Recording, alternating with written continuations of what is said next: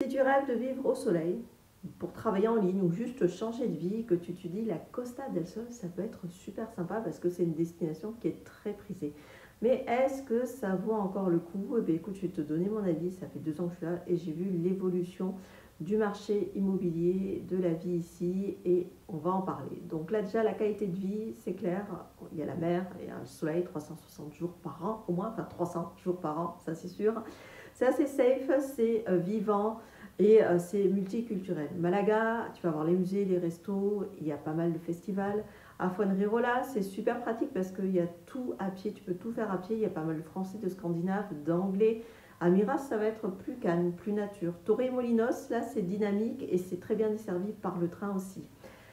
Donc c'est difficile, je dirais, de trouver ailleurs de sympa. Et nous-mêmes, on s'était posé la question, si on ne peut pas acheter ici, où est-ce qu'on pourrait acheter?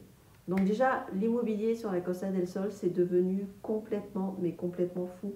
Les prix ont explosé. Malaga, Fuengirola, Benalmádena, c'est des villes où le mètre carré dépasse les 4 000 euros. Donc c'est vraiment devenu hors de portée si tu as un budget qui est plus petit, un peu comme le nôtre.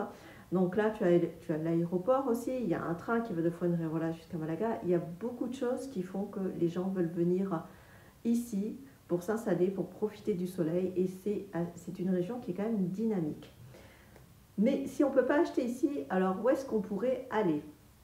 J'ai recherché, j'ai demandé à ma copine Nathalie, qui est des agents immobiliers, pour savoir si elle pouvait me dire, voilà, est-ce qu'il y a un endroit encore en Espagne, sur la côte, qui pourrait être intéressant. Donc elle m'a dit qu'elle avait regardé du côté de Mazarone, Carthagène, Murcia.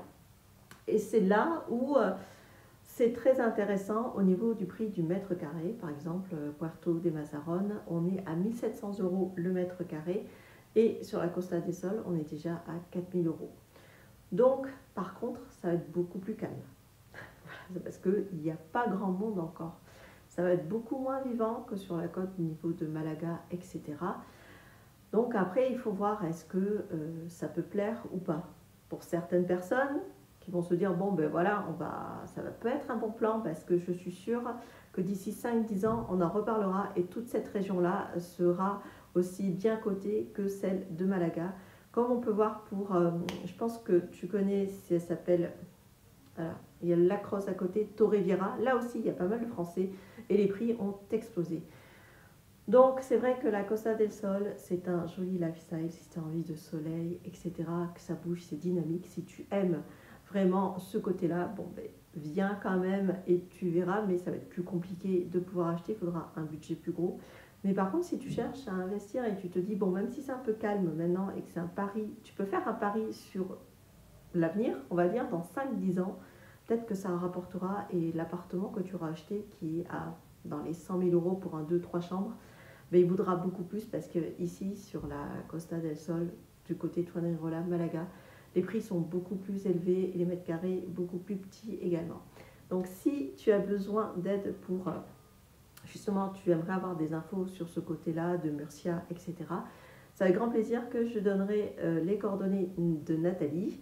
Donc n'hésite pas à me laisser des commentaires et je répondrai avec grand plaisir. À très bientôt, bye bye.